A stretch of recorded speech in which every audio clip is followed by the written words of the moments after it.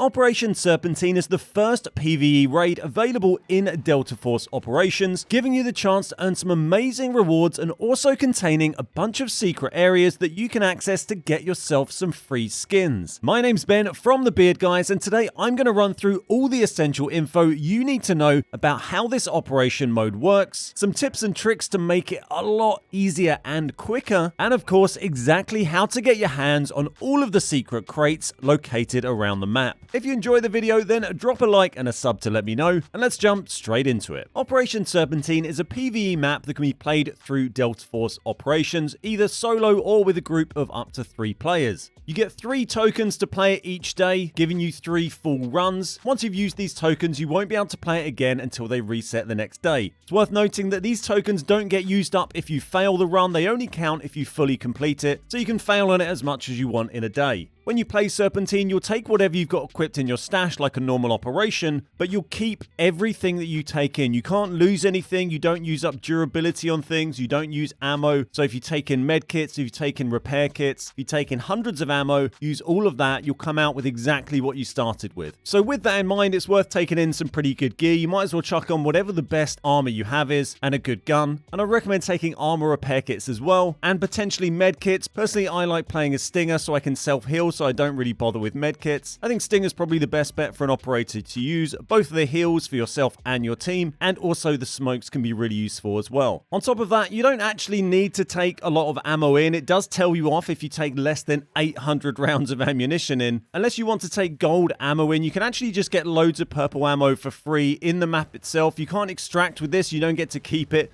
But periodically throughout the map, you're going to find these ammo stashes, and there's actually one right at the start of the first operation. If you just run to the left behind these houses, there's a big ammo crate there. Go up to that, and that's going to give you 400 plus rounds of purple ammo for whatever gun you've got, which is going to be plenty. So I just tend to chuck 1 mag of ammo in with me and then pick the rest up in game. You also can't break limbs in this, so you don't need things like surgical kits that will repair limb damage. You only need to heal health. The raid itself is divided into 3 different difficulties, and you'll have to unlock each one by completing the previous one. You don't have to do this each day though. Once you've completed it on normal, you'll always have hard unlocked, and once you complete it on hard, ultra will always be unlocked for you. The harder the difficulty mode you complete it on, the more raid armament vouchers you're going to get. You get 6 for winning on ultra compared to 2 on normal. So if you did complete it 3 times a day on ultra, you could get 18 of these tokens. If you want to use these tokens, you can click go to raid armament from the operation select page here, or if you're back on the main page, you can go to events, top pick, and then raid armament. In here, you use these tickets and you're going to get some of these rewards at random. Once you've used a certain amount, you'll unlock a particular gun skin that's available. At the moment, it's the M7 Mystic. You can click here and see all the other rewards as well. You'll get something random from this. You can see ones I've got already, these boxes with different gear sets in them. You can get different voice lines for your operators, and there's also some rarer ones like the battle tank model and the military shell, which are very valuable items. The difficulty ramps up pretty severely between the 3 difficulty modes. Mostly, it's the addition of extra elite enemies that makes it tougher. You're going to find more flamethrowers, more shield bearers, more machine gunners, more rocketeers, more snipers, and even extra helicopters thrown in when you're in ultra difficulty. I'd say normal's pretty easy with randos, hard maybe on the border, ultra you probably need to be playing with an organized squad or just some really good random players. The raid's broken up into 4 different episodes that you need to complete that are all pretty different, and the 4th one is basically the boss fight. When you complete that, you win and you get your rewards. We'll just go through a few quick tips for each particular raid that are going to help you along the way. Episode 1 is pretty straightforward. You just have to move through the village killing the baddies. You can pretty much run through this as fast as you want. On ultra difficulty, there will be an extra helicopter that attacks you near the bridge near the end of this level, which you can either ignore or you can actually shoot them down if you hit them with enough bullets from a gun. It's not just rockets that can damage them, or if you're playing as an operator with explosives, you could try hitting it with that. But what's usually easiest is when you get to the bridge, just putting smoke down on the bomb defusals and defusing them under the cover of smoke, and you can normally do this without getting killed pretty quickly. In order to defuse them, you need to go up to them, access the panel, and then the idea is that you need to hit the 3 ones marked by red. So look for the red marked things, follow them from the left to the right, and snip the lines that match. It does give you a bit of leeway to miss one, but if you miss too many, you will screw it up and you will fail. After this, you'll be into episode 2, which is a kind of on rails sitting in a car mode. In this one, you can't actually die yourself. You'll only ever go down to 1 HP, but you do have a health bar for your vehicle, and that's what you're looking at. If the vehicle gets destroyed, then you lose. On easy, you can pretty much sit there and do almost nothing the entire way and the vehicle will survive. A great tip for this mode is immediately take off your armor and put it in your bag when this starts, because your armor's going to get broken, but you can't actually die anyway, so you might as well just save your armor, take it off, and then put it back on for episode 3. In this mode, you just sit in the car, shoot the baddies, shoot the Rocketeers, shoot the other cars. You'll get attacked by a helicopter. You can shoot that down either by using the rockets that it gives you or just by using your normal guns if you have enough ammo. Make sure you keep the car health protected so it doesn't get killed. At one point, you'll get stopped by a roadblock. In order to progress past this, you just need to destroy the 2 cars that are blocking your way, which you can either do with rockets or with bullets. Episode 3 involves escorting a very slow APC through a small section of town. Just follow along with the APC or go slightly ahead of it and kill everything that you see. You get lots of Rocketeers popping up on the sides on elevated positions. You can either move down the street or you can go up through some of the buildings at the side as well. There's an ammo cache right at the start of this, and there's also another one a little way further through that you might find. Generally, I find you don't really need a lot of ammo. I'd recommend just using a gun on single fire and just trying to headshot as much as possible rather than full auto spraying, and you're going to get through it pretty easily without having to use that much ammo. All you have to do in episode 3 is just protect the APC. Again, it has a health bar. Just make sure that doesn't get reduced. At the end of this, you have to protect it in an area where it goes still for a little while and you get attacked by all sorts. Just shoot the baddies and keep the APC alive.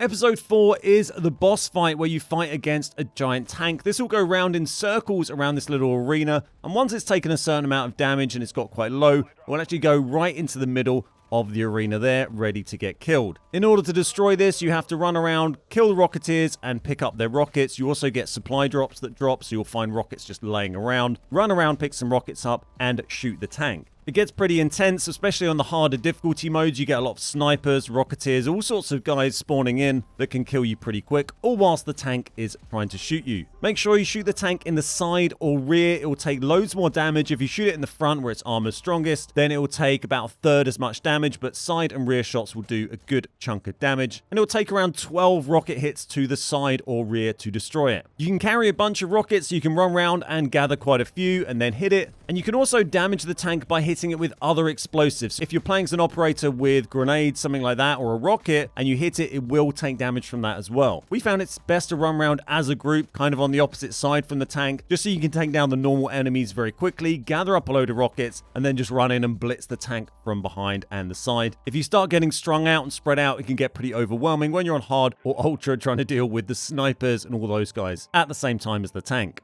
So that's the gist of how to get through the operations, but what about the secret locations? So across Serpentine, there's 4 different crates that you can find. One of those is located in episode 1, 2 of them in episode 3, and 1 in episode 4. And in order to get the one in episode 4, you actually need to get some secret numbers that you'll find 1 in each different episode, and these change every time you play, so you can't just get them from someone else. You'll need to just find them yourself as you go through. Also, once you get these crates, you'll need to complete the whole thing in order to extract with them. If you die partway through and don't complete it, you won't keep the crates and the skins that you've got. So the first crate is located in episode 1. If you just run to the left behind the shacks, right at the start, right next to where the ammo crate is, you'll see this little bunker that goes down, and there's a keypad door. This door is beeping Morse code, which you can either decipher yourself, or you can just run around the local area. You're going to see 3 different daggers pointing to different numbers. The daggers have a dot at the bottom, which means that's either 1, 2, or 3 in the order of the code. And once you've checked these 3 numbers, again, these will change each time you play. Enter those into the keypad, that door will open, and you can grab that crate and carry on. And this crate contains a bison skin. The one other secret thing you need to do in episode 1 is get the first number from the final sequence. And this is found on the bridge where you defuse the bombs. On the second truck that has the furthest bomb to defuse on it, if you jump up on the back of it and look at the back of the cab, you're going to see a number there. It's actually written in Morse code in a series of dots and dashes and kind of shaped like the number. Some of them are a bit janky and not very obvious, but just to help out, I'll put a little picture up of Steve's handy cheat sheet, which just shows exactly how each number looks. In episode 2, you can't get out of the vehicle, of course, so there's no crate you can find, but there is another number you need to get, and this is actually located at the blockade. If you look over as you approach, it's actually a giant number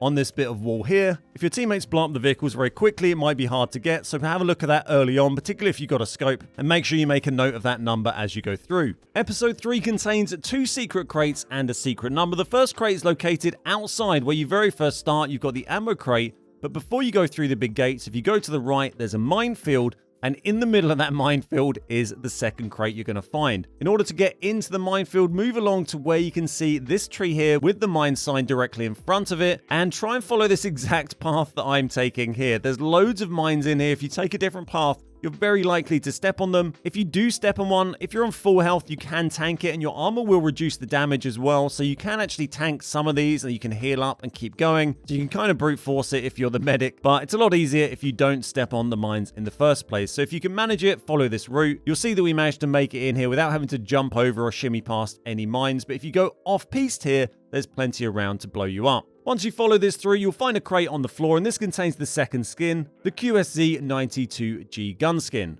Make your way back out the minefield the same way, and then we're going to go and get the next crate. Keep in mind, whilst you're digging this out of the minefield, that vehicle still needs to be protected, so make sure you've got teammates who understand what you're doing, so you're not completely stitching them up. I recommend doing all of these on normal difficulty. There's no reason to do them on hard or ultra, so do it on normal to make things a bit easier for yourself. Next up, a little bit further through episode 3, there's a secret number that we need to get. Shortly after the APC turns the second corner, there's the bit with a couple of cars pull in front and block it. You blow those up, and the APC will turn to the left. When it starts going down that bit of road, you'll see this building on your right with a red arrow pointing through a broken area of the wall. Head through this gap that the red arrow is pointing to, work your way through to here, look up at the wall, and you're going to see a number written in Morse code on the wall. You can see for me it's a 9 there, it's 4 dashes and a dot, kind of in the shape of a 9, and that's the third number in our code. Lastly, in episode 3, we need to go directly across the street from this building, climb up some of these boxes onto this blue container, jump across to the roof, move across the plank into this broken building, and then if you get up onto this little bit of broken wall you can see here,